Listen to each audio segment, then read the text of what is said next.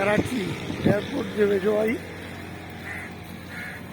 एक कुत्ती आई यार कुत्तो परे छॾ हिकु मिंट छॾ हाली सुबुह सुबुह जो पाणीअ में हाली थी आहे पोइ सॼी मेरी थी वई आहे मामड़ी निकिरी आयुसि थोरो तबियत मज़े में न हुई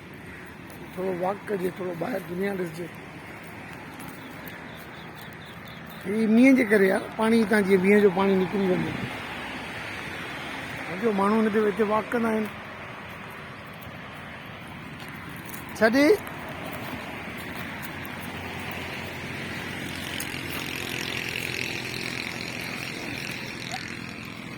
मुड़े ई नथी हलो उथो उथो वण हुया हिते तमामु घणा वण हुया पर उहे शायदि कटे छॾिया अथऊं छो त हिते चोर बोर बि ईंदा हुया साम्हूं एयरपोर्ट आहे सेंसिटिव एरिया आहे हीअ शायदि हिननि सरकार हिनखे पाण कटियो आहे ॾाढा वण हुया हीअ ख़ासि वण थिए थो हिन में तमामु घणा गुल थींदा आहिनि ऐं हीअ हिनखे चवनि था सुख चैन हे ॾिसो था हिनजी लकड़ी हिन में गुल थींदा आहिनि मुख़्तलिफ़ हुनजो नेक्टर पीअण जे लाइ माखी जूं मक्खियूं अलाए छा छा ईंदा आहिनि ॾाढा सुहिणा गुल पर्पल कलर जा वाइट कलर जा हिन में हिन वण में थींदा आहिनि ऐं हीअ तव्हांजो सुख चैन आहे पर सुख चैन जेको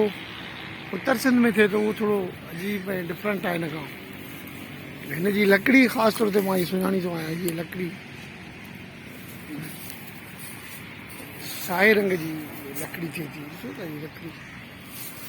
हीअ पता थोरो ईअं थी हला हीअ पता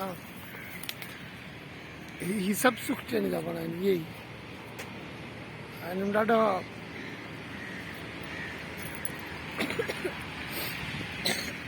बसि दिलि चयो त हीअं मड़ी कुतरी आई अॼु ई साम्हूं ट्रेक आहे वॉकिंग